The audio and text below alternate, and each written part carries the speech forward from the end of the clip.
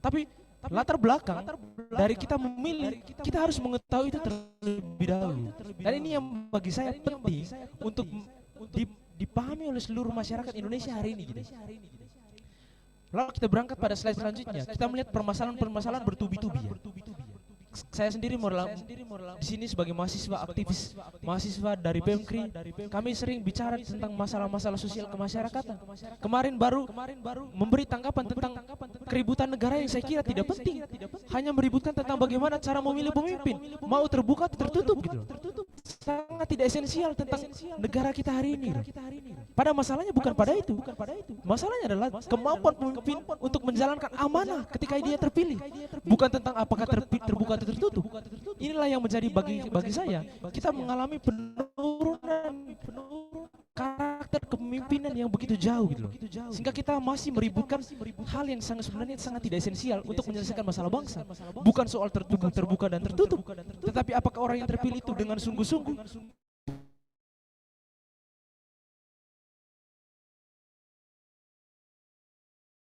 punya gagasan dan amanah. Inilah yang menjadi catatan kita. Lalu saya melihat bahwa kita berangkat dari pemilu tahun 1955 sampai 2019 kemarin makin parah. HAM hari ini makin parah. Apalagi masalah pendidikan, pemerataan pendidikan masih ada. Lalu kita berpikir bahwa pemilu menjadi solusi untuk menyelesaikan masalah rakyat hari ini. Saya kira kita bisa berdiskusi lebih jauh tentang bagaimana praktik demokrasi Indonesia. Bahwa sejak 1955 pertama kali Indonesia melaksanakan pemilu sampai 2019, kita mengalami masalah yang bertubi-tubi, semakin besar dan semakin hari semakin parah. Dan orang muda punya catatan dan wajib punya catatan penting terhadap masalah-masalah itu. Sejak 1955, saya beri satu data yang mungkin bisa menjadi ruang dialog terlebih dahulu untuk mengumpan diskusi ini. Tahun 2022, indeks persepsi korupsi 180 sampai Transparansi Internasional pada bulan Januari tahun 2023. Maksudnya adalah setiap pemilu kita memilih pemimpin dengan harapan bahwa kita memilih pemimpin yang bersih, yang amanah. Tetapi apa? Survei terakhir pada tahun 2023 kemarin, Indonesia berada pada urutan 110 sebagai negara yang paling korup dari 180 negara yang disurvei. Apakah benar? Pertanyaan kita, apakah benar? Sungguh hari ini pemilu menjadi solusi? Apakah kesalahannya ada pada pemilu atau pada praktik politik yang dijalankan selama ini? Kita hadirkan kritik pada ruang itu terlebih dahulu untuk jauh lebih berdiskusi soal tema ini. Lalu kita berhadapan dengan masalah-masalah yang teman-teman mungkin hadapi selama ini. Isu yang begitu bertubi-tubi dan sering ditanggapi. Tetapi pertanyaan yang paling reflektif ketika kita menghubungkan pada momentum pemilu, sebenarnya apa yang membuat masalah-masalah itu selalu muncul gitu? Masalah sosial kemasyarakatan makin hari tidak mengalami perbaikan yang drastis gitu, yang signifikan. Kenapa? Apa yang melatar belakangi hal itu terjadi? Kita berangkat pada slide selanjutnya. Misalnya pertanyaan itu kita coba melihat bagaimana dan apa yang terjadi di ruang politik dan praktik demokrasi Indonesia hari ini. Itu pertanyaan untuk menjawab pertanyaan itu. Apa yang terjadi pada praktik politik dan ruang demokrasi Indonesia hari ini? Mari kita melihat bersama-sama gitu. Catatan saya dalam perspektif saya untuk penyampaian sore hari ini, yang pertama, mahar politik Indonesia. Saya pun masih pesimis gitu. Ketika saya misalnya berangkat setelah mahasiswa mengabdi pada masyarakat dan ingin pemimpin atau kepala daerah, saya selalu berpikir soal mahar politik. Inilah ketakutan orang muda hari ini. Mengapa orang muda tidak cukup berani untuk berpartisipasi dalam kontestasi politik, dalam pemilu? Karena apa? Mahar politiknya terlalu besar. Hal ini tidak bisa dipungkiri, diakui oleh para lembaga-lembaga, ketua-ketua partai pun mengakui hal seperti itu. Kita melihat pemberitaan barusan di Jawa Timur misalnya. Dalam partai tertentu, kader partai tertentu memundurkan diri. Karena apa? Ditagih uang sebesar 3 miliar untuk mendapatkan nomor pencalonan. Ini kan fakta demokrasi kita hari ini, fakta partai politik dan fakta praktik partai politik hari ini gitu. Yang membawa kecemasan pada orang muda. Gak ada harapan. Kalau nggak punya duit nggak bisa maju dalam pemilu, walaupun niatnya baik gitu. Ini yang membuat Indonesia hari ini berada dalam penurunan pembangunan yang semakin parah saya kira. Kalau kita mau melihara praktik demokrasi yang seperti ini. Yang kedua, dinasti politik. Dinasti politik Indonesia sangat kelihatan bagi saya. Kita melihat siapa anak dari para pejabat publik hari ini, dan kita mungkin bisa menduga seperti apa nasib mereka gitu. Kalau jika ingin mereka berkarir dalam dunia politik, ini hal yang tidak bisa dipungkiri. Masyarakat menilai seperti hal yang sama gitu.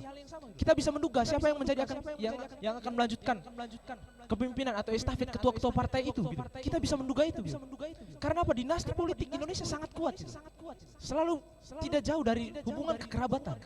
Sehingga apa? Kita tidak punya kesempatan untuk bicara ide dan gagasan. Karena jabatan-jabatan itu hanya dimiliki oleh orang-orang yang memiliki apa? Jangkauan terhadap jabatan-jabatan itu. Hubungan relasi dan kekerabatan. Sehingga kalau kita mau bicara ide dan gagasan, transformasi Indonesia ke depannya, kita harus bertabrakan dengan apa? Feodalisme partai yang begitu kuat.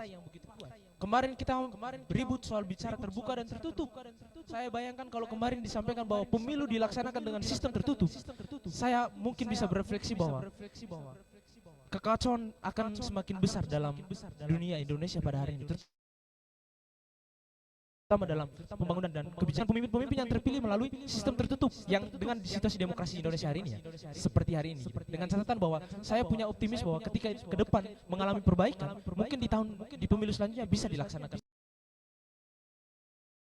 dengan sistem tertutup, dengan syarat bahwa partai mampu bekerja dengan baik. Tidak ada feodalisme di dinasti politik, tidak terjadi di dalam partai. Sehingga kita bisa percaya bahwa partai amanah dalam memilih pemimpin-pemimpin yang akan memimpin masyarakat. Lalu ketika dinasti ini semakin kuat, pertanyaan atau refleksi yang sangat kuat dari John Locke ya. Saya mengutip sedikit dari John Locke. John Locke menyampaikan bahwa apakah mahkota yang penguasa punya itu begitu saja dia dapatkan atau turun dari surga gitu, ataukah itu dipasang di kepala sang penguasa oleh tangan-tangan rakyat gitu. Itu yang ditanyakan oleh John Locke. Karena apa? Praktik dinasti politik yang semakin kuat gitu. Lalu dia bertanya, sebenarnya para pemimpin ini itu mendapatkan jabatan mereka karena diturunkan atau diberikan, atau memang itu dipasang langsung gitu oleh masyarakat melalui pemilu, dicoblos lalu dia terpilih gitu. Dalam praktiknya tentu bisa dijawab bahwa ya masyarakat memilih, mencoblos di ruang bilik gitu pemimpin yang terpilih. Tapi karena dinasti yang terlalu kuat, kita bisa menduga gitu loh. Kita kesulitan menemukan pemimpin dengan wajah-wajah baru. Karena apa?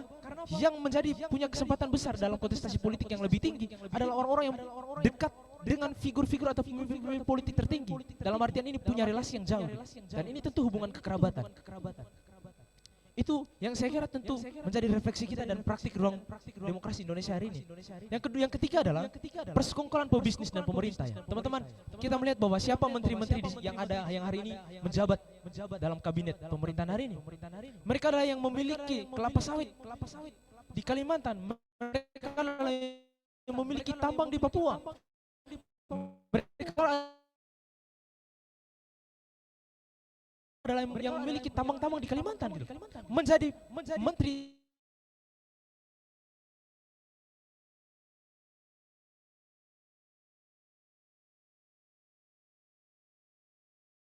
sekaligus menjadi perusak lingkungan publik dan juga pebisnis gitu. Pejabat para legislator hari ini, para calon, tapi janji kepada investor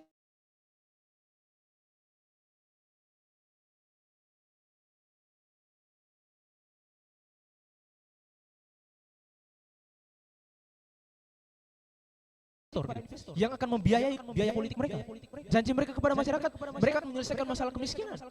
Janji mereka kepada investor, mereka akan memberikan atau membalikan modal ketika mereka terpilih. Ada dua janji yang dia menyampaikan begini. Menarik soal pengertian dia soal politik. Politik adalah seni lembut untuk mendapatkan suara dari orang miskin dan orang kaya dengan berjanji untuk melindungi kepentingan kedua-duanya. Jadi seni lembut untuk mendapatkan suara orang miskin dan orang kaya dengan berjanji untuk melindungi kepentingan orang miskin dan kepentingan orang kaya gitu. Inilah situasi praktik politik kita hari ini gitu. Bahwa para pejabat publik yang maju dalam kontestasi politik pemilu memiliki dua janji yang konsekuensinya rakyat dihianati gitu. Tapi apakah kita pesimis dengan keadaan ini? Tentu tidak gitu. Nanti saya akan hadirkan bagaimana sikap optimis yang sesungguhnya gitu. Tetapi apa? Kita memiliki tawaran, ide-ide baru sebagai orang muda yang hari ini memiliki refleksi yang panjang soal praktik demokrasi, dan tentu kita akan menjadi pemimpin di masa depan gitu. Hal ini perlu kita baca mulai hari ini. Yang pertama, saya memberikan syarat ya, syarat proses elektoral yang demokratis gitu. Menurut saya bahwa Indonesia bisa demokratis dengan baik pemilunya jika yang pertama, transparansi dana politik kandidat dan partai politik, mengumumkan pendanaan mereka dan bersedia di audit gitu. Kita nggak tahu hari ini para pejabat publik atau para calon-calon legislatif itu menggunakan dana politik dari mana. Kita nggak tahu sumbernya dari mana gitu. Sehingga ketika mereka terpilih, mereka tidak punya pertanggungjawaban yang besar gitu. Karena mereka tahu bahwa mereka terpilih karena dua hal. Satu, mereka dipilih rakyat. Yang kedua, mereka punya modal yang besar untuk menang gitu. Sehingga ketika pertimbangan dia lebih besar bahwa oh, saya terpilih karena modal saya besar gitu. Mohon maaf, nasib rakyat tentu tidak akan dilihat gitu. Makanya kita perlu tahu dia memiliki sumber dana untuk kampanye dari mana gitu. Transparansi yang jelas. Partai politik memiliki transparansi di muka publik gitu. Kita tahu bahwa gitu. Yang kedua adalah akses pencalonan presiden harus dibuka seluas-luasnya. Penetapan ambang batas presidensial threshold sebesar 20% yang selama ini diributkan tentu baik untuk saat ini, tetapi untuk ke depan saya melihat bahwa itu menutup kemungkinan gitu. Menutup kemungkinan wajah baru, pemimpin-pemimpin baru itu muncul dalam kontestasi pemilu. Percaya saja bahwa PDI misalnya, PDI tentu bisa diduga akan mencalonkan siapa karena dia lolos ambang batas gitu. Sedangkan partai-partai lain tentu harus membentuk yang namanya koalisi gitu. Dan koalisi-koalisi itu ada deal-deal gitu, ada lobby politik dan lain-lain gitu. Sehingga apa? Ada yang harus mengalah walaupun punya ide gitu. Ada yang harus mengalah walaupun punya ide. Karena apa? Lobby politiknya tidak cukup kuat gitu. Itu yang terjadi dalam ruang politik kita hari ini. Sehingga kita kesulitan untuk mendapatkan pemimpin yang sungguh-sungguh punya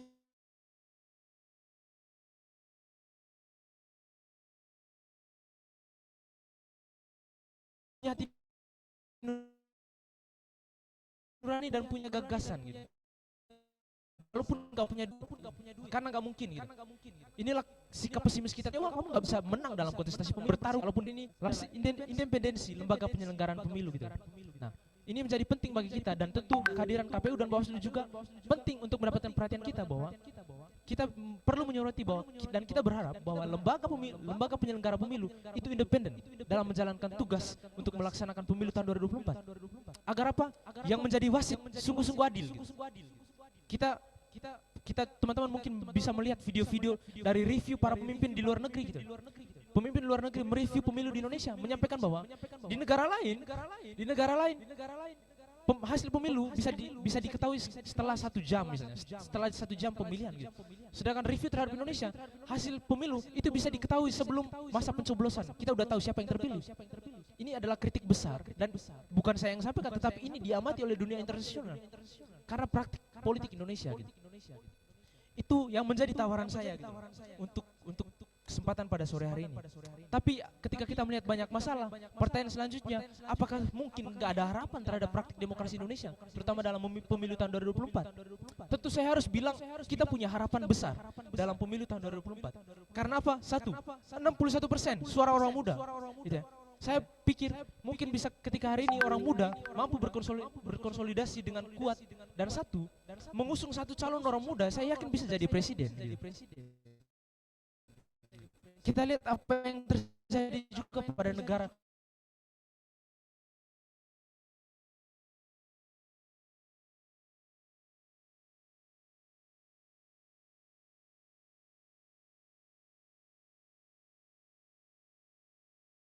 kemarin. Kita baru sibuk membaca tentang dengan 61% tidak mungkin, nggak bisa terjadi. Akan ada pemimpin muda yang menjadi presiden, 61%, lebih dari 50 bisa gitu. Yang penting apa? Orang muda satu persepsi, menolak banyak praktik, apalagi politik identitas gitu. Kalau masih orang muda masih terlibat dalam politik identitas, saya kira Anda belum menjadi orang,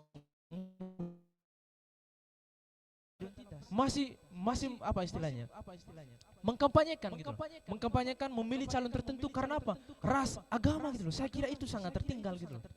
Wake up dan bangun gitu. Mari buka mata kita melihat dan lebih transparan ke depannya gitu. Ini yang menjadi apresiasi saya gitu.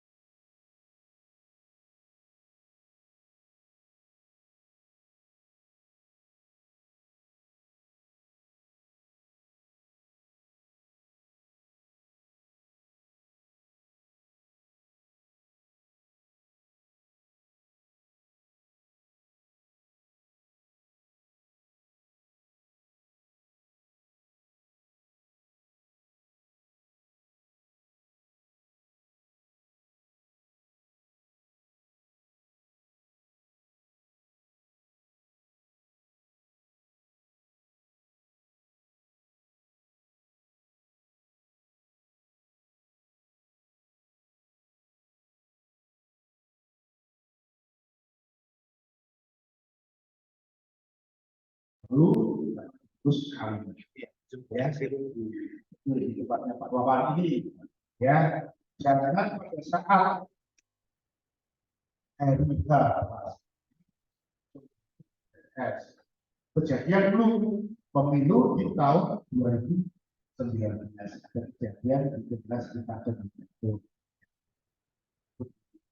saya malah itu hanya yang mahasiswa akan menggunakan suaranya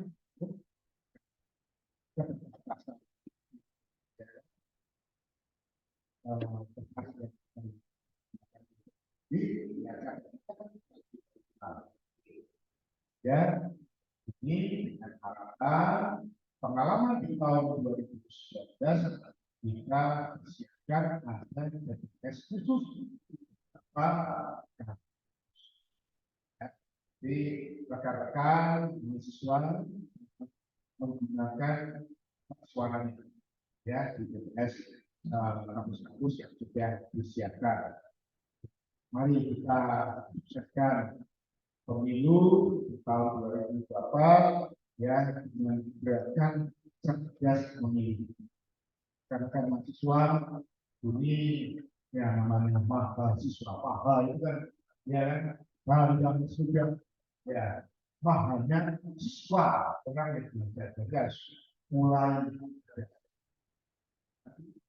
14 Februari hari kasih sayang kita hari kasih suara ya, hari kasih suara dengan penuh kasih sayang ya. Dengan adanya pemilu di tahun 2024 khusus ya monggo mahasiswa dapat aktif dalam diskusi jangan sampai bodoh ya. Kesbako daerah istimewa Yogyakarta ini sudah mulai melakukan pendidikan politik baik tahun 2020 ya. Jadi kita melakukan pendidikan politik untuk pemilih pemula. Jadi bagi adik-adik yang SMA yang menggunakan hak suaranya pertama kali, kita sudah melakukan pendidikan politik. Kemudian kita melakukan pendidikan politik bagi generasi muda, khususnya adalah untuk rekan-rekan mahasiswa. Kemudian kita melakukan pendidikan politik untuk kaum perempuan. Kemarin dalam rangka hari ini ya kita sudah melakukan pendidikan politik beberapa organisasi perempuan dan ini yang baru saja berlangsung kemarin kita melakukan pendidikan politik bagi pasangan anak dan perempuan ya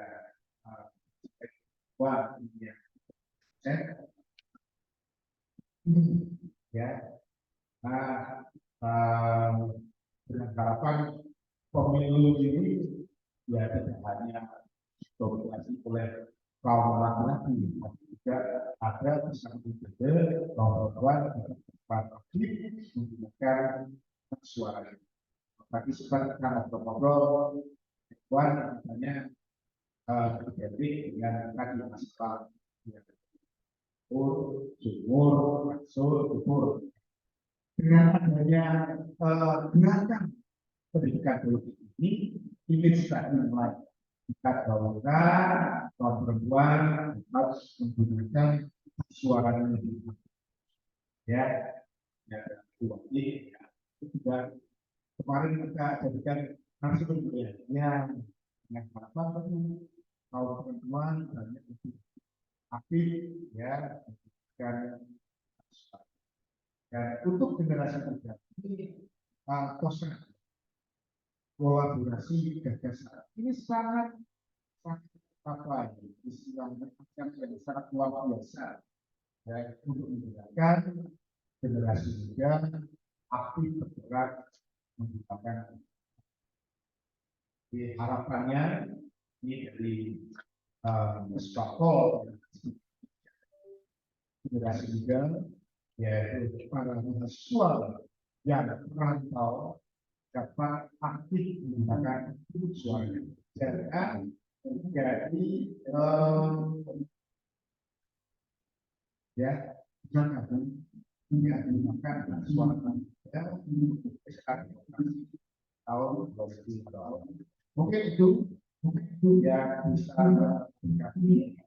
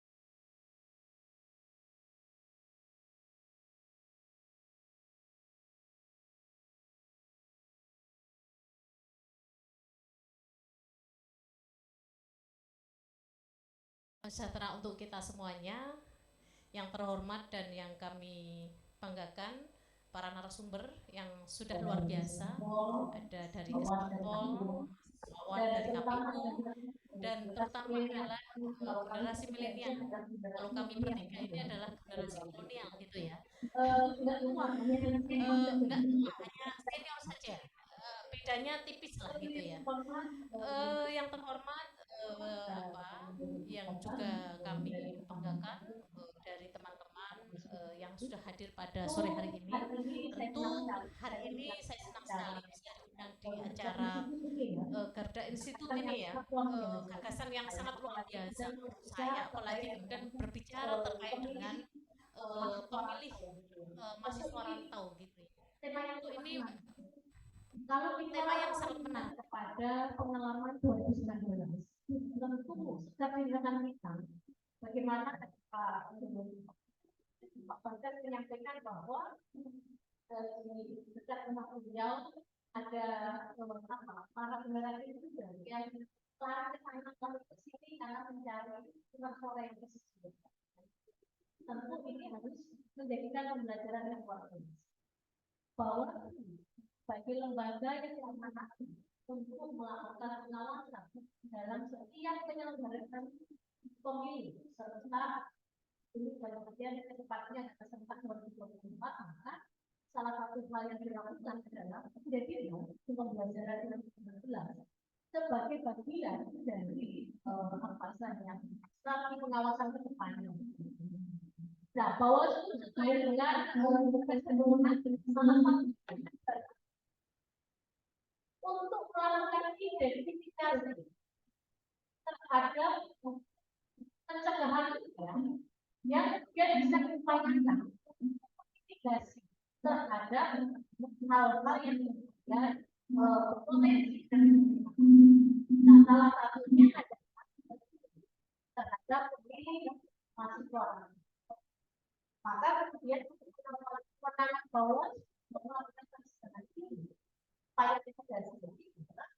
bahwa secara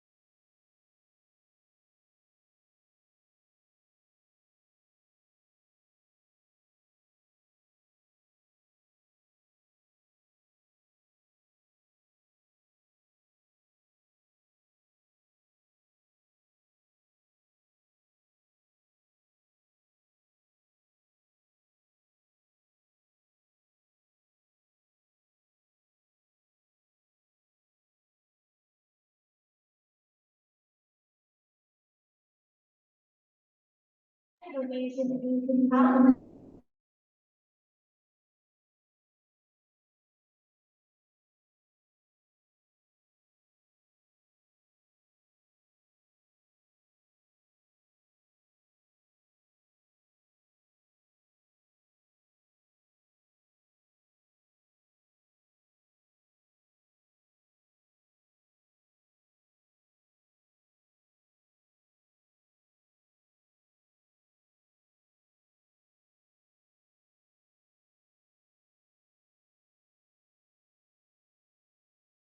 yang kemudian ini kemudian harus dikelola dengan baik agar kemudian tidak terjadi potensi yang kita tidak harapkan seperti pemilu 2019 kemarin.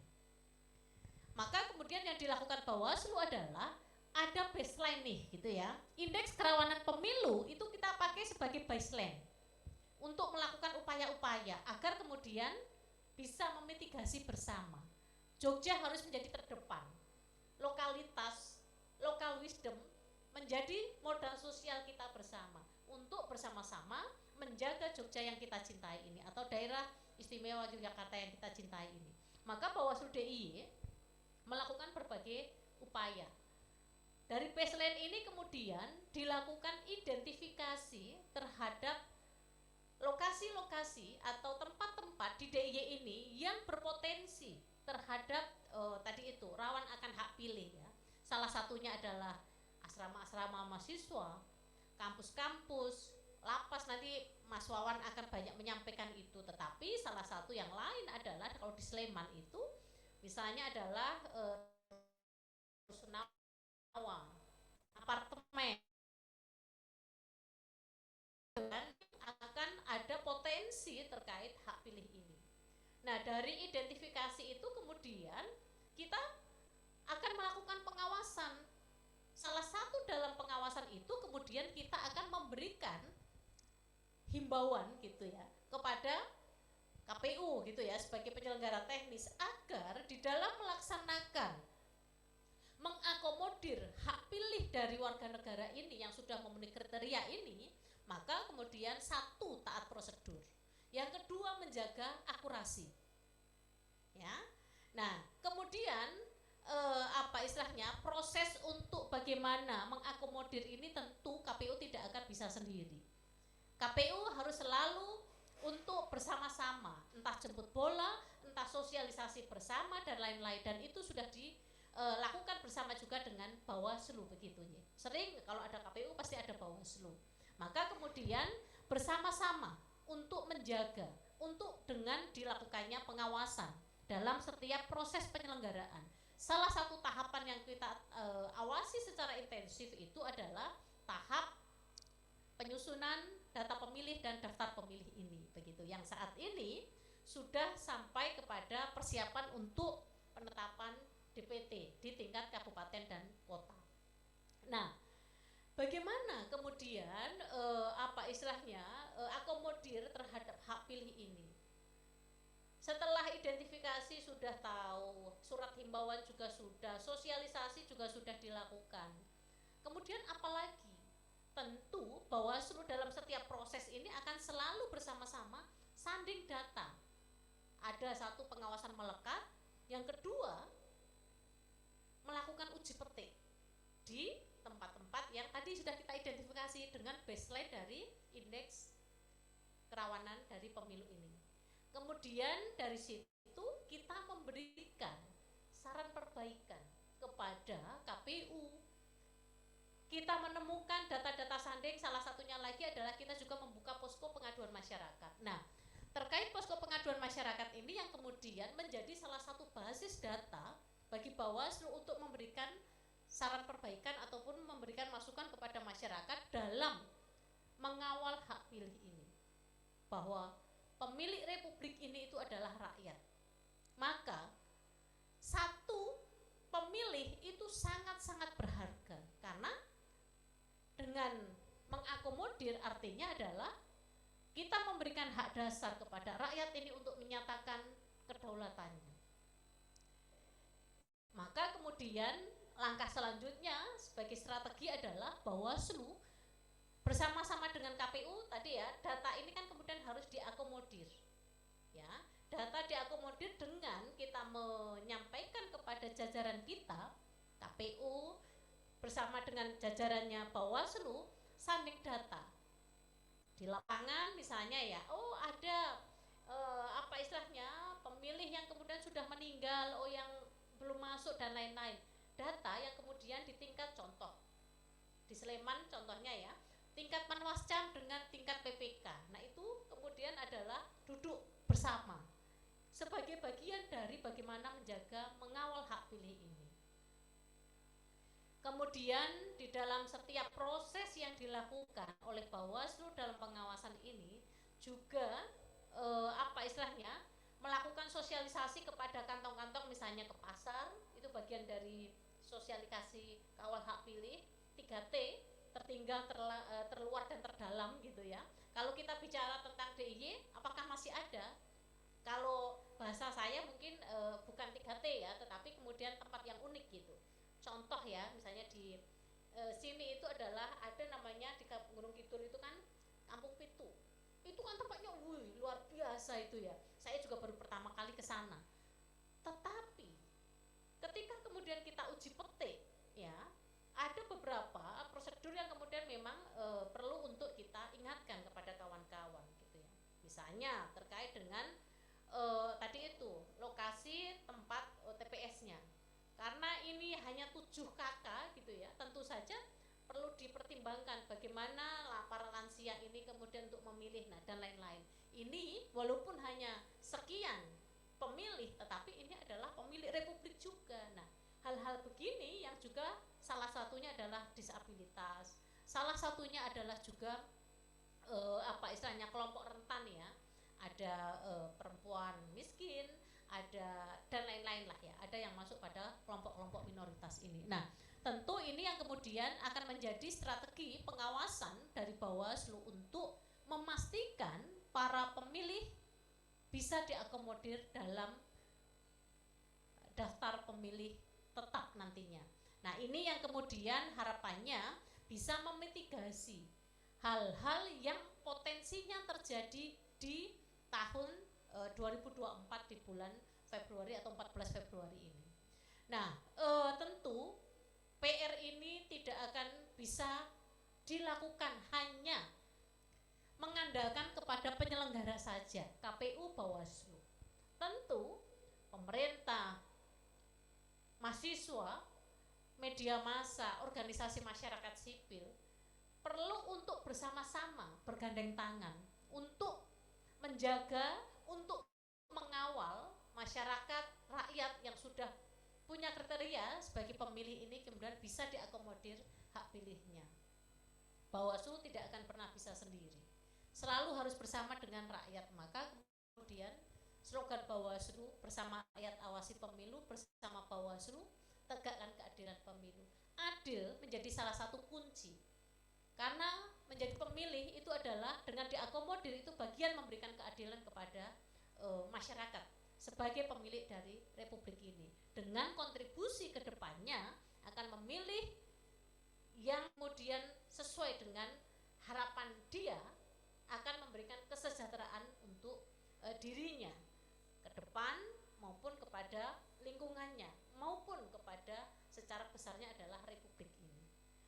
demikian Bapak dan Ibu, Bawaslu akan selalu mengawal proses penyelenggaraan demokrasi ini.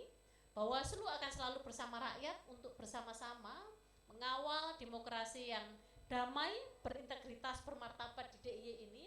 Maka mari kita kawal bersama. Dari Jogja kita harus bisa memberikan teladan, trendsetter. Nah, kalau bahasanya Mas siapa tadi? Mas Yohanes ya. Mas Yohanes tadi itu harus bisa menjadi trendsetter gitu ya. Kalau bahasa saya harus bisa menjadi pelopor lah gitu ya. Jogja akan selalu memberikan inspirasi. Maka dari Jogja, mari kita utamakan mitigasi untuk pemilu yang damai, berintegritas, bermartabat dan santun seperti itu. Matur nuwun. Assalamualaikum warahmatullahi wabarakatuh. Baik, terima kasih banyak Ibu Sutrisnowati atas pemaparan materi yang luar biasa. Teman-teman jangan lupa pada intinya gunakan hak pilih kalian pada pemilu tahun 2024 pada tanggal 14 Februari 2024.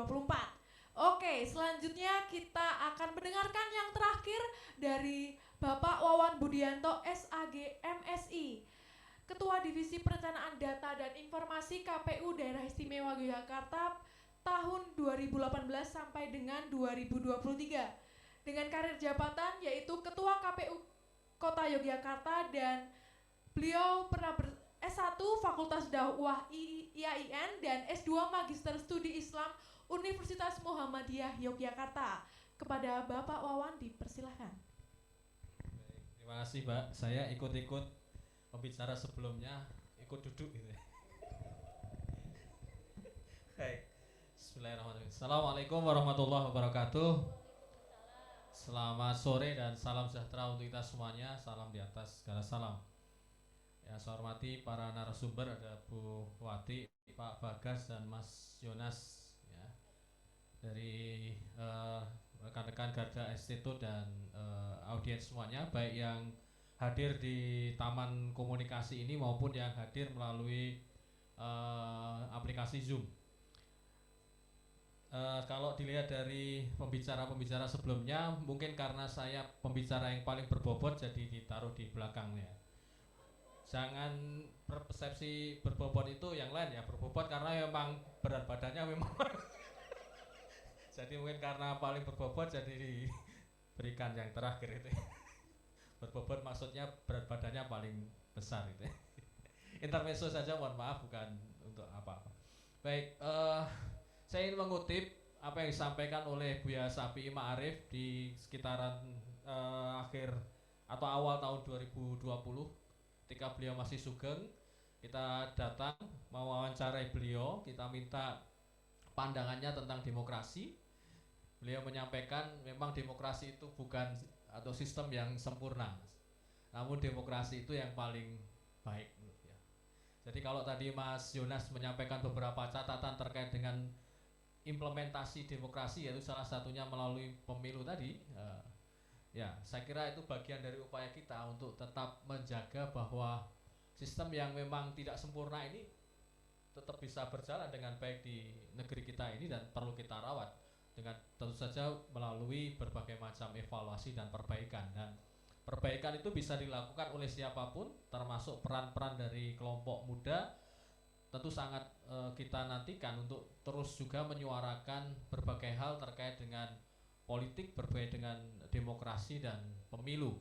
Karena partisipasi politik itu tidak hanya ketika datang ke TPS, vote and turn out, namun juga partisipasi politik itu non elektoral, bisa melalui mimbar-mimbar yang lain, bisa melalui forum-forum yang lain, menyuarakan sesuatu yang berkaitan dengan kepentingan bangsa ini ya.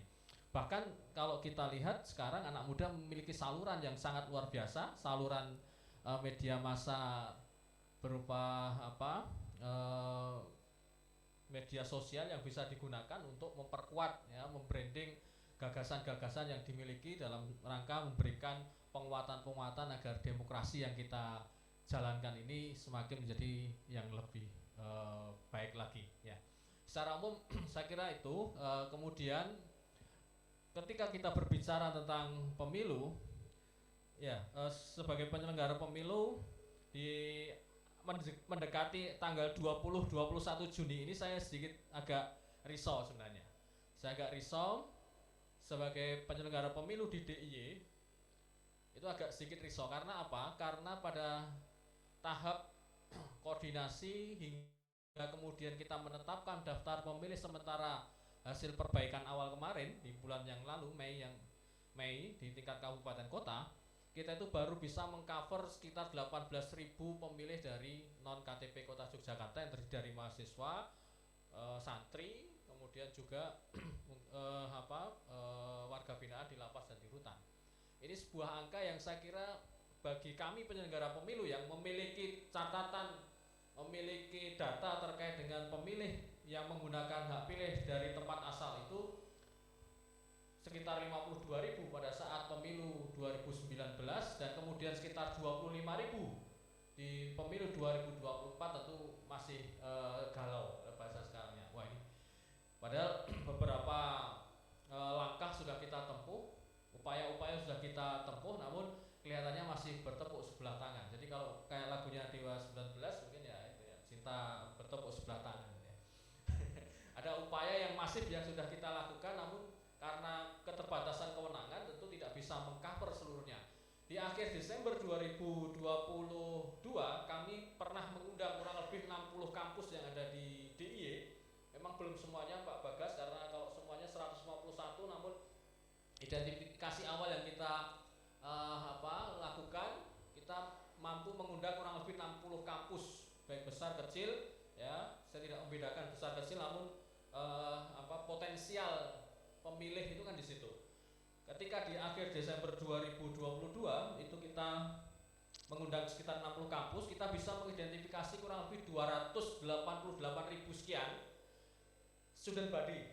Jadi mahasiswa non KTP Jogja yang sedang studi di kota Jogja, studi di DIY. Jadi itu hampir semua ya. Student body itu artinya semua mahasiswa yang tercatat.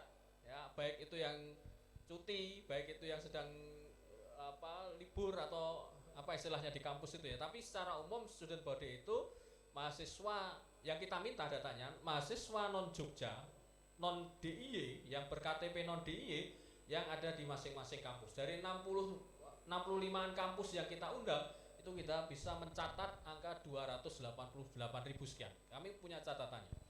Namun mengapa kemudian dari awal itu kita mencoba untuk mengidentifikasi? Karena di dalam peraturan KPU nomor 7 tahun 2022 itu ada hal yang baru ya. Hal yang baru itu apa? Untuk membuat TPS lokasi khusus. Ya, TPS lokasi khusus untuk memfasilitasi pemilih-pemilih yang pada saat hari pemungutan suara itu tidak bisa menggunakan hak pilihnya di TPS di mana yang bersangkutan terdaftar, namun dia akan menggunakan hak pilihnya di TPS sekarang beraktivitas, baik itu karena sedang studi, belajar, atau karena menjadi warga binaan di lapas rutan atau di balai-balai wisma-wisma untuk penampungan itu, atau karena bencana atau rehabilitasi dan lain sebagainya. Ada beberapa pemilih yang dikategorikan yang itu bisa kemudian dilakukan fasilitasi pemilih dengan mendirikan TPS lokasi khusus. Nah, dari angka 288 yang coba kita koordinasikan di pertengahan tahun 2022, Desember 2022 ya, kami bergerak ya sesuai dengan peraturan KPU ya, di mana disebutkan bahwa TPS lokasi khusus itu bisa didirikan di antaranya ya, selain warga binaan, kemudian relokasi bencana, itu bisa didirikan secara kumulatif dengan syarat satu, itu ada penanggung jawab di lokasi khusus tersebut. Kemudian yang kedua, ada pemilih yang terkonsentrasi, jumlahnya terkonsentrasi ya, besar terkonsentrasi itu. Dan kemudian yang ketiga, bisa didirikan satu TPS. Satu TPS syaratnya pemilih itu 300. Jadi sepanjang dia masih memenuhi syarat untuk didirikan TPS, maka kemudian didirikan TPS. Nah, berbekal ketentuan peraturan perundang-undangan, peraturan KPU nomor 7 tahun 2022 itu, yang sudah diamandemen dengan peraturan KPU nomor 7 juga tahun 2023. Maka kemudian kita bergerak, teman-teman di kabupaten kota kemudian melakukan koordinasi ke kampus-kampus, ya, ke asrama, ke panti, ya, kemudian ke rehabilitasi dan sebagainya. Namun memang ketentuannya 3 tadi harus ada penanggung jawab.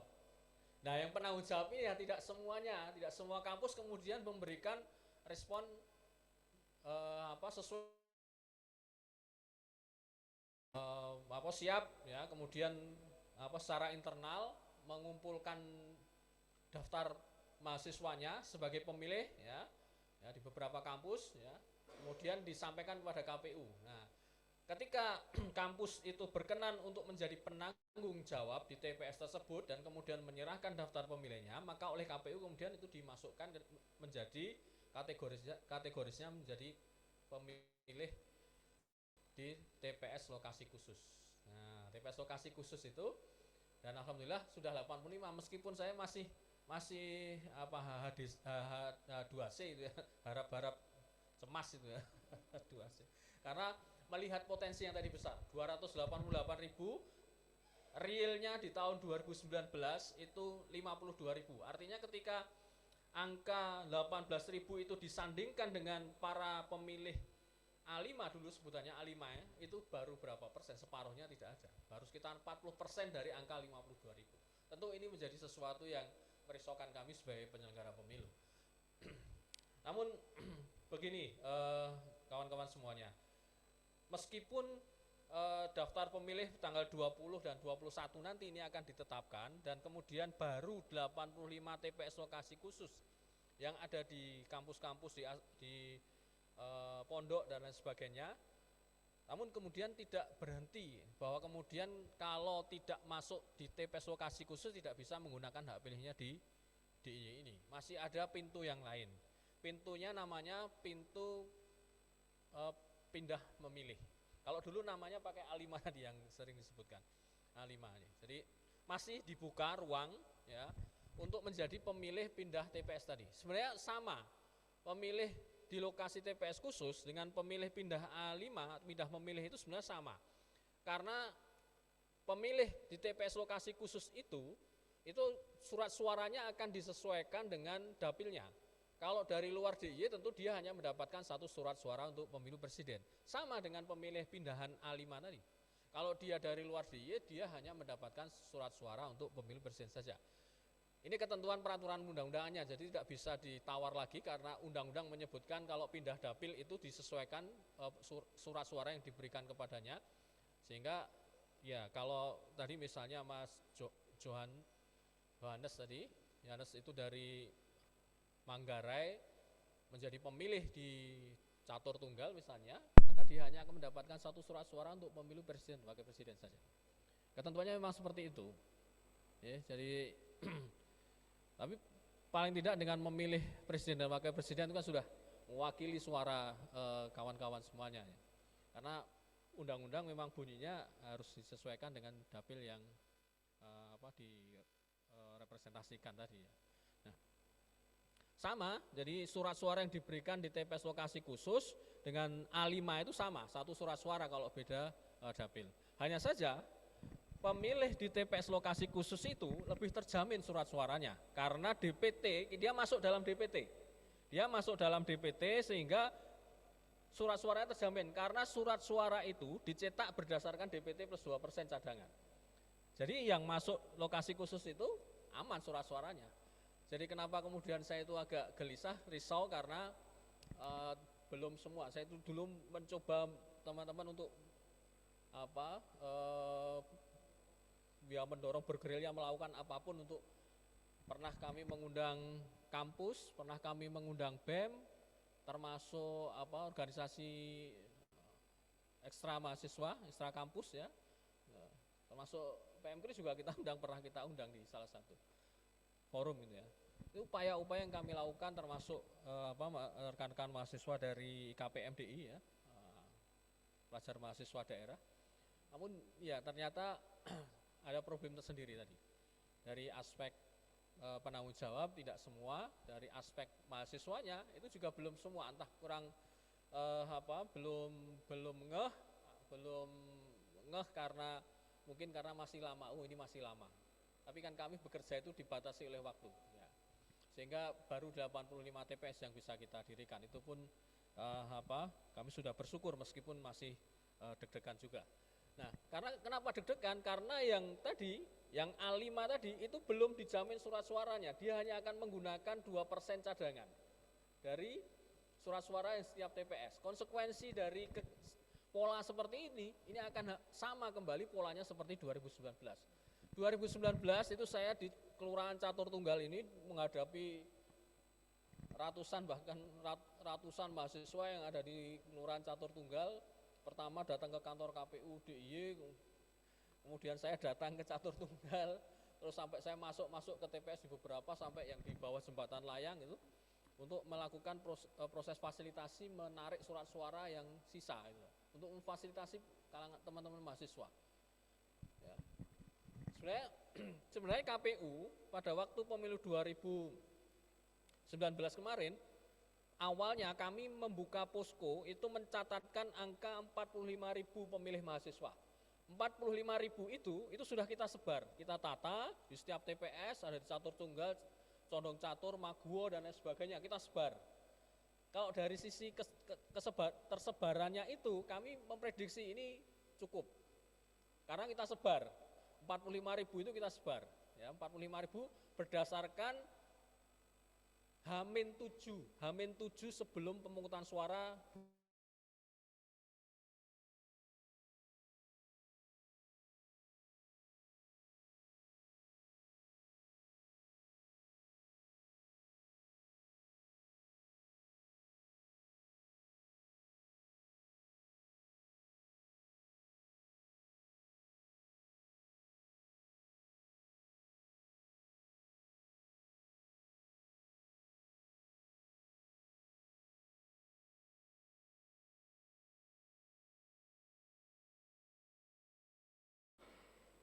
Jumlahnya tidak terganggu, tidak kurang, ya.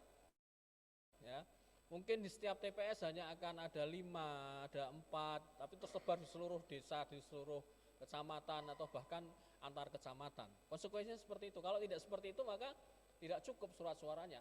Nah, problem di 2019 kemarin sesungguhnya A5 itu, para pemegang A5 dari kawan-kawan mahasiswa itu harusnya melaporkan ke PPS H-7 tadi, supaya apa? Supaya bisa ditata, kamu di mana, disesuaikan dengan jumlah cadangan surat suara, supaya fasilitasinya bisa tetap berjalan dengan baik. Nah, 45.000, namun pada hari H kami rekap dari TPS itu angkanya jadi 52.000 sekian, dari 45.000 sekian jadi 52.000 sekian. Memang dimungkinkan pada waktu itu para pemegang A5 yang dari daerah itu bisa langsung ke TPS tanpa harus ke PPS terlebih dahulu, dan itu terjadi pada hari H. Diregulasi memang bisa seperti itu. Nah, hanya saja karena di DIY Catur Tunggal khususnya Condong Catur, di Sleman ini di beberapa kampus UMY dan di Kasihan itu nama kecamatan ya, kemudian di kota itu karena pada hari H datang bersamaan, maka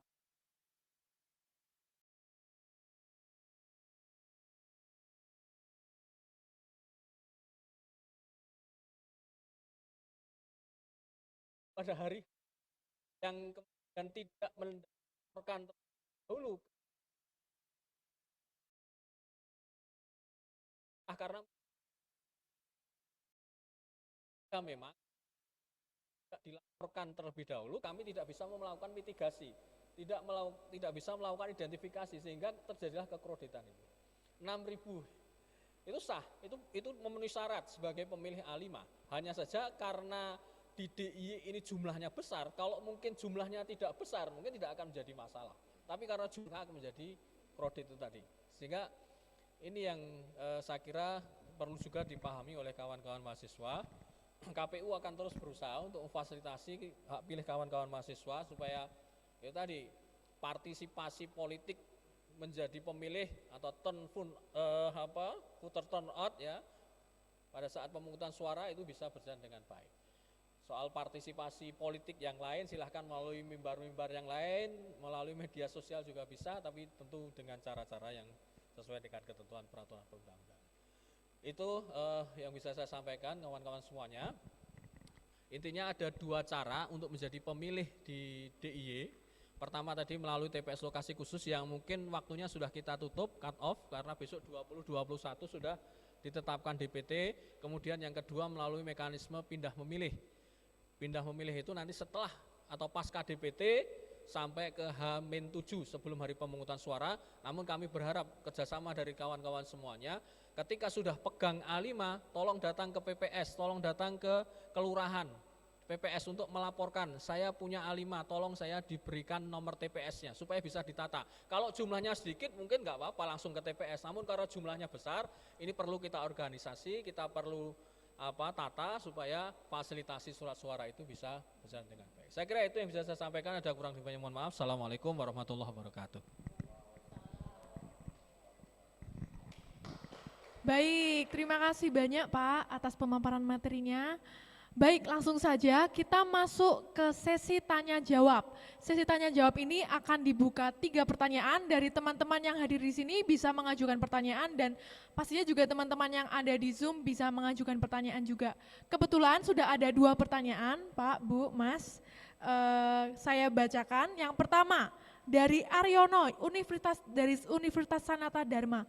Kepada seluruh narasumber, bagaimana menyikapi semakin meningkatnya polarisasi di kalangan masyarakat terkait dengan munculnya 2 kelompok sebagai dampak dari pemilu sebelumnya. Kemudian, pertanyaan kedua,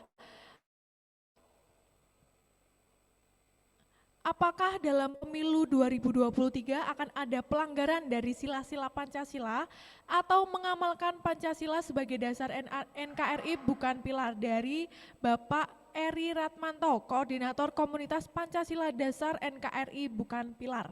Apakah perlu diulangi lagi Pak, Bu? Cukup. Ada yang mau mewakili menjawab atau semua satu persatu mau menjawab?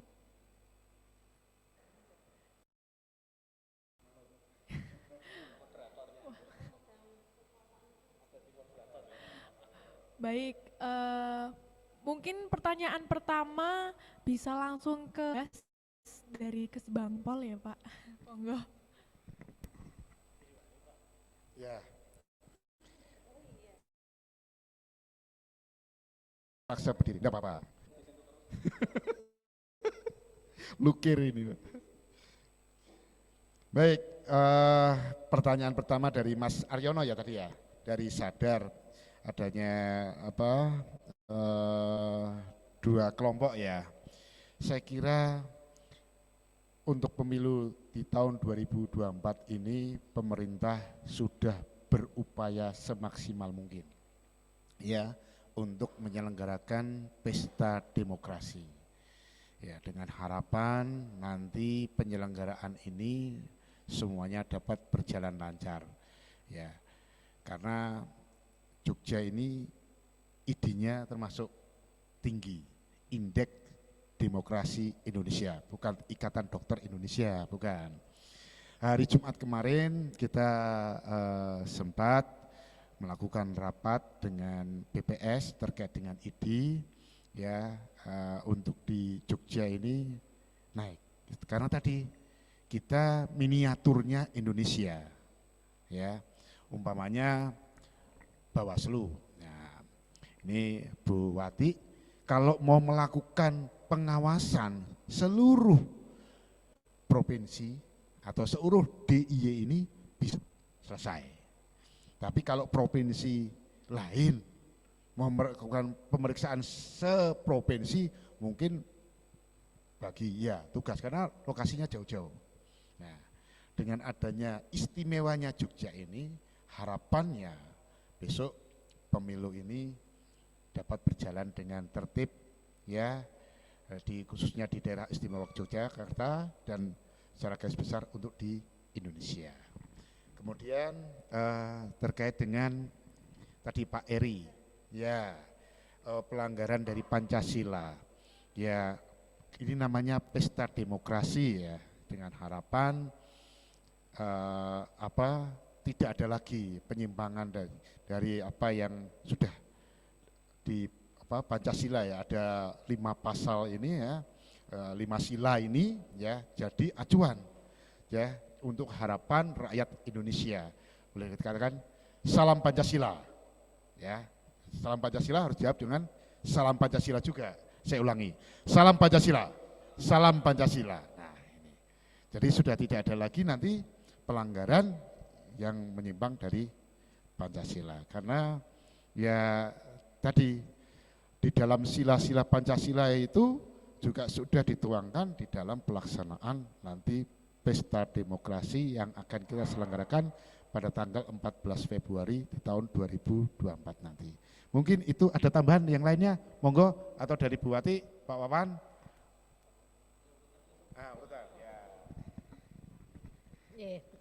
Baik.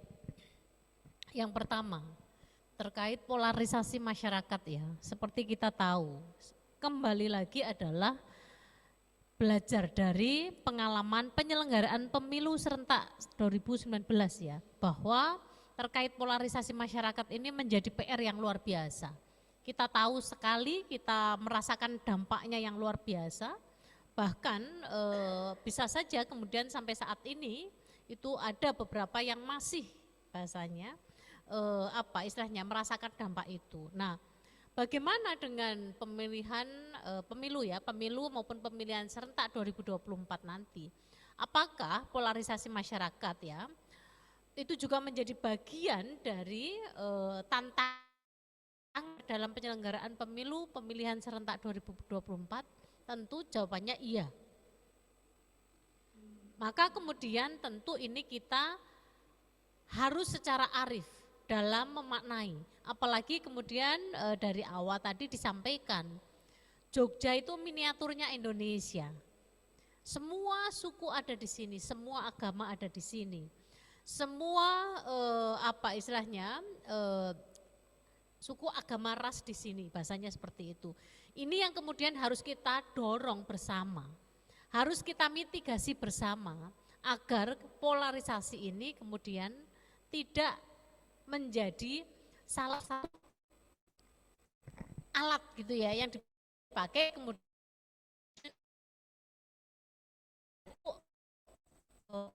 dalam penyelenggaraan pemilu ini. Caranya tentu digital ini harus kita isi bersama, terutama adalah kawan-kawan muda ini ya. Contoh ini di Bawaslu ada banyak sekali anak magang, masih magang namanya Mas Yohanes ini. Ada sekali. Apa ini bukan magang? Itu juga sama. Yang orangnya sama. Berkolaborasi begitu yang mengaku kampus 2024 ini. Maka itu yang kita dorong itu adalah bagaimana menjaga Jogja ini agar ruang-ruang digital ini tidak diisi oleh dan politisasi sara. Ujungnya di sana. Maka kemudian kita mendorong kepada kawan-kawan muda ini untuk mengisi konten-konten positif, untuk membuat berbagai kegiatan yang positif, ataupun melakukan literasi yang kekinian atau yang generasi milenial itu tadi gitu ya, yang kemudian bisa diunggah ke ruang-ruang digital ini, sehingga harapannya kemudian bisa mengkontrol adanya polarisasi dari masyarakat ini. Yang selanjutnya lagi, Bawaslu sebagai lembaga yang juga diberi kewenangan untuk mengawasi pada saat kampanye nanti ya, ruang-ruang digital agar kemudian para kontestan melakukan kampanye dengan santun, tertib, bermartabat ya. Maka Bawaslu bekerja dengan beberapa lembaga. Salah satunya adalah Kominfo. Salah satunya adalah platform gitu nggih. Nah, yang mana termasuk organisasi masyarakat sipil yang punya kepedulian atau yang punya resource terkait dengan bagaimana mengantisipasi ataupun memerangi terkait dengan polarisasi ini. Nah, ini yang kemudian harus kita bersama-sama sadari awal, agar dari awal kemudian kita bisa untuk memitigasi secara bersama. Harapan kami adalah 2024 nanti kita bisa minimal mengurangi. Kalau menghilangkan tentu akan susah, tapi minimal adalah mengurangi dan melakukan polarisasi di ruang-ruang digital itu, yang itu akan semakin menjadi racunnya dari demokrasi ini. Yang kedua, kaitannya dengan pemilu begitu. Satu hal yang selalu kami dari Bawaslu salah satunya untuk mendorong bagaimana terkait pelanggaran pemilu itu tidak terjadi dengan menjadikan local wisdom di DIY ini, nilai-nilai sosial, nilai-nilai lokal, kearifan lokal, dan juga adalah ajaran-ajaran lokal gitu nggih, yang sangat-sangat berbeda kembali. Kita memang berbeda tetapi kita satu bahasanya. Kemudian yang lain bahwa kita itu punya perasaan yang sama, nasib yang sama, kepedulian yang sama. Jogja selalu ngangeni, Jogja selalu memberikan rajutan untuk selalu datang, dan siapapun yang pernah datang ke Jogja harus menjaga Jogja ini. Nah, itu adalah upaya-upaya yang kemudian tidak lepas dari yang namanya implementasi dari sila-sila dari Pancasila. Maka kemudian Pancasila ini harus dijadikan sebagai modal sosial. Bagaimana untuk saling tenggang rasa, bagaimana menjadi kontestan itu harus berperilaku atau berbudaya yang tertib dan patuh. Kalau saya melakukan pelanggaran tentu saya malu. Karena apa? Saya akan menjadi pemimpin. Kalau menjadi pemimpin itu tidak peduli terhadap regulasi, wah nanti akan disingkiri oleh pemilih. Nah, ini local wisdom gitu loh. Local wisdom ini harus kita hidup-hidupkan. Maka salah satunya melalui pengawasan partisipatif kita mendorong, menumbuh kembangkan gerakan-gerakan malu terhadap perilaku yang tidak sesuai dengan aturan perundangan. Malu ketika kemudian akan melakukan politik uang karena politik uang itu tidak baik. Malu ketika mencapai kekuasaan dengan cara-cara yang kurang sopan dan kurang bermartabat. Nah, ini adalah implementasi real terhadap sila-sila dari Pancasila. Maka tentu yang ini yang akan kita sama-sama dorong pada Jogja yang istimewa ini. Ya, saya yakin ikhtiar yang terus-menerus akan kita lakukan sebagai bagian dari mitigasi itu akan memberikan dampak terhadap Jogja yang kita cintai, Jogja yang selalu ngangeni ini akan tumbuh pada sebuah demokrasi yang terhindar dari politisasi sara, ujaran kebencian, hoax, dan politik uang. Terima kasih.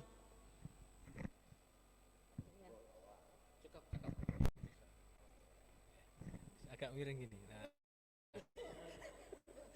Sudah cukup. Tidak apa-apa, bisa. Baik, terima kasih respon dari dua. Ya, kalau disampaikan apakah nanti di 2024 itu akan ada polarisasi dan sebagainya atau pelanggaran-pelanggaran terhadap sila-sila dari Pancasila, saya ingin sampaikan sebenarnya ada tiga kalau kita kemudian 2014, 2019 ya, ada dua pemilu terakhir ini ya, paling tidak ada tiga hal yang kemudian itu sangat masif terjadi. Pertama adalah penyebaran hoax, kemudian yang kedua politisasi sara, kemudian yang ketiga adalah money politik gitu ya. Yang saya kira tiga persoalan inilah yang kemudian membebani demokrasi kita, termasuk pemilu kita gitu. Saya itu jadi penyelenggara pemilu dan kita tidak melakukan literasi terhadap media sosial, masyarakat ya tentu akan sangat mudah untuk terprovokasi oleh ujaran atau hoax gitu ya. Saya contohkan tidak hanya di pemilu saja. Kalau kemudian Anda buka salah satu media sosial, mungkin ya iseng-iseng saja, yang membaca real ini akan, kalau ketik amin maka akan mendapatkan ini. Atau mungkin ada lagi kan di klik nomor 3 di pesawat Anda, di logo pesawat Anda, itu jodoh Anda, itu kan, itu Anda yakin atau tidak itu hoax atau bukan, itu kan hoax ya. Apalagi kemudian di pemilu gitu ya. Sesuatu yang sederhana saja tadi, misalnya di reel di salah satu media sosial itu, kalau Anda klik gambar pesawat di layar Anda, yang ketiga di layar Anda itu jodoh Anda itu. Itu kan hoax ya. Menurut saya itu hoax itu. Nah, apalagi kemudian di pemilu, kalau untuk yang sederhana saja kita kemudian meyakini itu misalnya.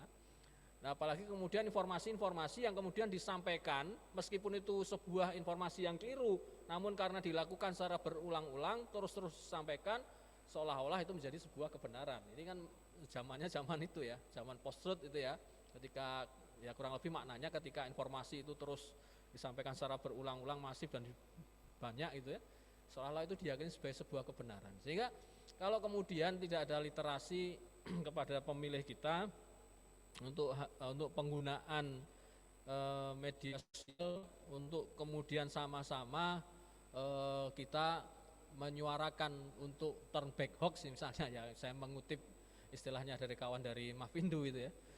Kalau kemudian kita tidak sama-sama memiliki komitmen untuk itu, saya kira munculnya polarisasi pada saat pemilu 2024 masih ada, sehingga kita tentu juga bersama-sama mengerahkan agar harus stop hoax gitu ya. Stop hoax, kemudian politisasi SARA, saya menggunakan term politisasi SARA supaya maknanya sama dengan yang ada di regulasi ya. Boleh, semua ini kan punya agama, semua punya suku ya. Di Indonesia itu kan sangat bineka sekali. Namun ketika kemudian karena perbedaan agama, perbedaan suku itu dikapitalisasi, kemudian digunakan untuk menjatuhkan, untuk meninggikan diri sendiri dan kemudian menjatuhkan lawan, itu kan yang tidak diperkenankan. Semua memiliki agama yang semuanya diakui oleh negara, memiliki suku bangsa Jawa, non Jawa dan lain sebagainya. Namun kalau kemudian itu dikapitalisasi, dibuat untuk memenangkan dengan menyalah-nyalahkan atau menurunkan derajat orang lain, tentu itu tidak diperkenankan. Dan itu yang kemudian menimbulkan dan kuncinya sebenarnya di penegakan hukum. Ya, memang penegakan hukum terkait dengan politisasi SARA ini masih sangat terbatas, dan mungkin perangkat hukumnya juga lemah nih buatnya. Beliau yang mengawasi ini merasakan bahwa kemudian perangkat hukum untuk menghukum orang-orang yang mempolitisasi SARA itu sangat lemah. Dan kemudian yang ketiga termasuk di dalamnya adalah politik uang. Politik uang itu juga perangkat hukumnya juga tidak begitu kuat. Ya, ibarat orang dalam satu ruangan ini ada yang kentut, namun tidak ada yang mengaku, tapi ada baunya. Nah, seperti itulah kira-kira politik uang itu. Jadi gerakannya terasa itu, namun ketika ditangkap itu bukan bagian dari orang yang memang di dalam ketentuan peraturan perundang-undangan akan dikenakan sanksi bahwa dia sudah melakukan perbuatan yang pidana yang terstruktur, sistematis dan masif, yaitu berupa politik uang. Jadi 3 hal ini kalau kemudian kita sama-sama sebagai bagian dari warga negara yang sangat peduli terhadap demokrasi dan pemilu, maka sama-sama harus kita stop, harus bersama-sama kita berjuang bersama-sama agar tidak ada politisasi SARA, stop hoax dan stop money politik. Saya kira itu. Mas, saya diri aja Pak, diri. Ya, sedikit aja untuk mungkin menambahkan perspektif. Ya, ketika kalau kita bicara polarisasi ya, karena mungkin bagi saya sebenarnya begini. Indonesia itu negara multikulturalisme gitu ya. Banyak agama, ras, suku dan lain-lain gitu. Ketika terjadi kontestasi politik, resikonya memang iya benar bahwa agama atau etnis tertentu itu akan digunakan sebagai alat untuk berkampanye gitu. Tetapi kan bahasa saya adalah itu merupakan pilihan-pilihan saja gitu. Tapi tidak semua orang yang maju dalam kontestasi menggunakan itu gitu. Nah, kita sebagai pemilih tentu harus lihat dan jernih membaca gitu bahwa kita punya pilihan-pilihan, orang yang menawarkan ide dan orang yang menawarkan apa? Menang gitu. Atau suku atau ras tertentu. Misalnya di Amerika juga seperti itu kan. Ada perjuangan ras kulit putih dan ras kulit hitam gitu. Presiden yang maju dari ras kulit hitam akan didukung juga gitu oleh para pemilih-pemilih ras yang berasal dari Amerika gitu. Ini kan soal pilihan-pilihan saja gitu. Tapi yang paling penting pilihan itu ada di kita gitu. Bukan ada pada orang-orang yang berkampanye dengan cara seperti itu. Nah, oleh karena itu mengapa penting bahwa pemilih penting diedukasi, karena sikap yang paling penting adalah bahwa pemilih punya perspektif yang kuat gitu loh dalam menghadapi situasi seperti ini. Benar tadi disampaikan bahwa istilah cebong dan karampet itu muncul pada pemilu tahun 2014 gitu. Setelah itu baru muncul. Karena apa? Saya melihat bahwa kita seperti tidak punya gagasan baru gitu untuk menawarkan dan membicarakan soal negara ini ke depannya dalam momentum pemilu gitu. Sehingga yang bisa kita bicarakan adalah pilihlah yang sama agama denganmu, pilihlah yang rasnya sama denganmu. Tapi bicara soal kebijakan publik kan gak ada urusannya sama agama gitu. Gak ada urusannya sama suku gitu. Yang urusannya adalah urusan pada Pancasila, makanya tadi disampaikan langsung berhubungan saja ya. Apa kaitannya, apakah ada kaitan bahwa pelanggaran terhadap Pancasila terhadap pemilu? Saya kira iya gitu loh. Praktik polarisasi itu sudah jelas-jelas melanggar gitu loh. Melanggar praksis dari Pancasila hari ini gitu. Ketika ada polarisasi, tentu itu adalah pelanggaran terhadap aktualisasi nilai-nilai Pancasila gitu. Nilai kesatuan, nilai ketuhanan dan lain-lain gitu. Ini kan jawab dua pertanyaan ini saya kira punya relasi yang cukup kuat ketika ingin dijawab gitu. Sehingga tantangan kita adalah sebenarnya gini sih, menurut saya teman-teman ya. Tentu akan banyak politisi yang akan maju dalam kontestasi untuk mereka menang gitu. Kalau bahasanya adalah politik kuda Troya gitu. Mereka menumpangi identitas sebagai alat untuk menjual gitu, menjual ide gagasan mereka gitu. Jadi identitas itu didahulukan sebelum gagasan mereka soal negara gitu. Tantangannya adalah besar saja sebenarnya gitu. Untuk berhadapan dengan itu, mari kita sama-sama gitu loh, mengusung dan punya sikap yang jelas bahwa kita sama-sama sebagai orang Indonesia, terutama orang muda 61%, sekali lagi saya tekankan, mari nyatakan sikap bersama-sama menolak 3 praktik kampanye yang benar-benar memecah belah seperti itu. Itu sih kalau bagi saya. Terima kasih. Baik, terima kasih banyak atas jawabannya. Semoga jawaban dari peserta dapat terjawab. Kemudian ada satu pertanyaan lagi, ini khusus Ibu dari Budi dari STIE YKPN. Apakah mungkin dilakukan komputer asisten untuk menguji kompetensi para calon sebelum dipilih oleh rakyat? Saat ini kebanyakan calon adalah polarisasi, Bu. Pertanyaannya, Bu.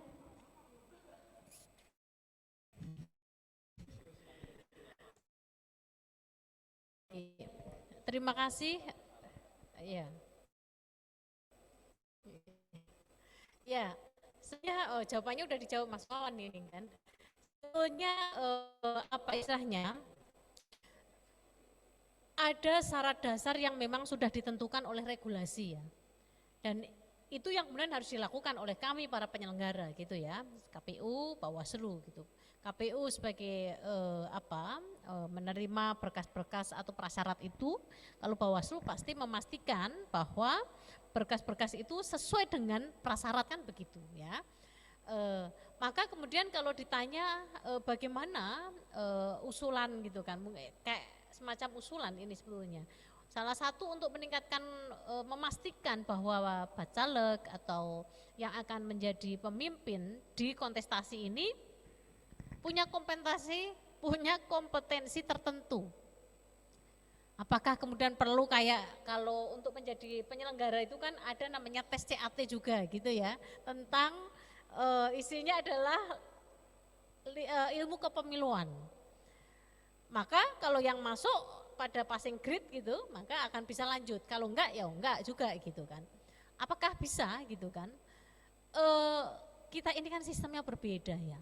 Demokrasi ini kan berbeda dengan cara-cara gimana atau mekanisme bagaimana menjadi penyelenggara. Demokrasi itu salah satunya adalah, atau pilar dari demokrasi itu salah satunya adalah partai politik. Kita tahu bahwa rekrutmen terhadap DPRD provinsi, kabupaten kota, ini ada partai politik kan gitu, ada pada partai politik gitu ya. Maka kemudian kriteria yang ada pada regulasi itu kemudian dipenuhi, nah maka kemudian ya selesai gitu kan. Sama seperti Bawaslu ketika melakukan pengawasan ya. Dalam pengawasan misalnya salah satu yang harus ada itu kan misalnya ijazah yang dilegalisir. Atau misalnya surat keterangan dari pengadilan gitu ya, bebas pidana atau tidak pernah terpidana 5 tahun misalnya seperti itu. Jika pernah terpidana 5 tahun harus memenuhi ini dan itu misalnya seperti itu. Nah, jika itu tidak ada ataupun prasyarat yang kemudian karena sudah pernah terpidana 5 tahun atau lebih, maka kemudian harus melampirkan ini dan itu. Nah, Bawaslu memastikan bahwa prasyarat itu kemudian sudah ada, yang kemudian dikumpulkan, yang kemudian diverifikasi oleh KPU, dan kemudian KPU memberikan keadilan dengan jika memenuhi sesuai dengan regulasi, meng-MS-kan atau memenuhi syarat kan begitu. Jika tidak sesuai dengan regulasi tentu harus di-TMS-kan. Nah, itu yang kemudian selanjutnya akan berproses terus-menerus, dan kompetensi itu sebetulnya diujinya adalah pada saat visi misi kan, kampanye, gagasan-gagasan yang kemudian harus saling diadu antar kontestan itu begitu. Kalau menurut saya begitu. Terima kasih.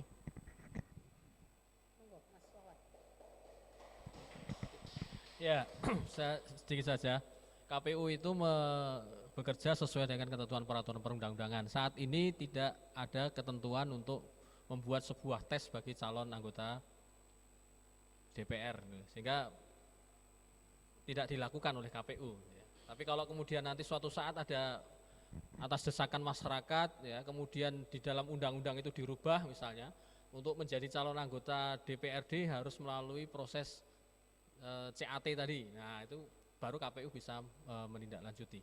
Saat ini apa yang kemudian diharapkan oleh masyarakat tadi dari penanya tadi belum tercover, belum termuat di dalam ketentuan peraturan perundang-undangan. Sebagai penyelenggara pemilu harus patuh terhadap undang-undang. Jadi apa yang kemudian dituangkan di undang-undang itu kita ikuti saat ini. Siapa tahu kalau memang itu aspirasi desakan dari masyarakat dimunculkan dan kemudian dituangkan di dalam undang-undang, bisa saja kemudian suatu saat nanti KPU menyelenggarakan tes untuk calon anggota DPR, gitu. Baik, terima kasih Pak, Bu atas jawabannya. Jadi tes ini pada saat ini belum diselenggarakan ya Bu, karena alasan dari Bawaslu dan KPU hanya melakukan apa yang sudah diatur dalam undang-undang saja gitu. Baik, acara kita sudah sampai di ujung acara. Sekali lagi saya ucapkan terima kasih kepada Yohanes Tola, Ketua Perhimpunan Mahasiswa Katolik Republik Indonesia Daerah Istimewa Yogyakarta, Ibu Sutrisnowati SHMH PSI, Ketua Bawaslu DIY, dan Bapak Bagaseno Aji, Kabid Polda Kesbang Pol Daerah Istimewa Yogyakarta, dan Bapak Wawan Budianto SAG MSc, Ketua Divisi Perencanaan Data dan Informasi KPU Daerah Istimewa Yogyakarta. Sekali lagi kita beri aplaus kepada narasumber kita. Baik, sebelum menutup kegiatan pada hari ini, kita akan foto bersama. Silakan kepada teman-teman yang mau ikut foto juga dipersilahkan. Begitu.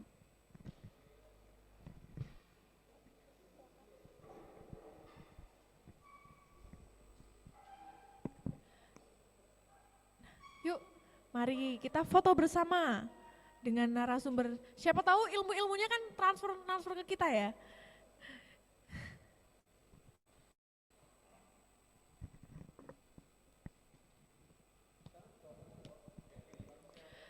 Dari teman panitia, apakah bisa dibawa ke depan untuk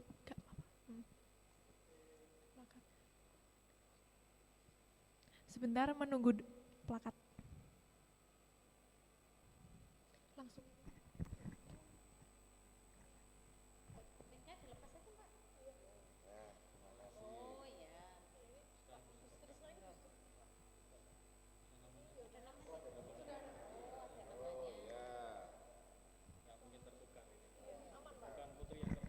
Baik, kita foto bersama ya. Hitung ya, 1, 2, 3.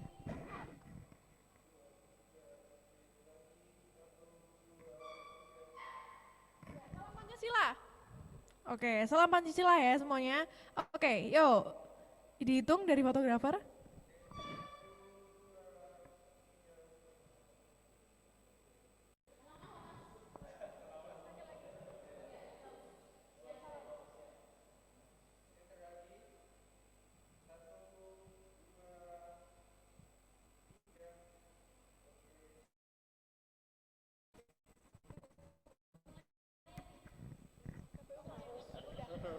Baik, Mas. Terima kasih juga. Ya. Baik, terima kasih banyak kepada para narasumber yang telah berkenan hadir dan memberikan materinya dengan sangat maksimal. Sekali lagi kami ucapkan terima kasih juga kepada Garda Institute bersama Polda DIY yang didukung langsung oleh Kanisius dan Takom Coffee and Resto. Kita beri aplaus. Baik.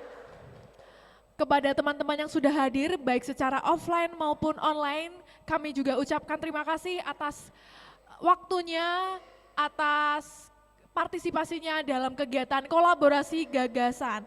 Baik, diingatkan kembali kita masih akan ada kegiatan kolaborasi gagasan Day 2 pada tanggal 20 Juni 2022 di tempat yang sama dan jam yang sama. Untuk info selanjutnya pantau langsung saja di Instagram Garda Institute. Terima kasih semuanya.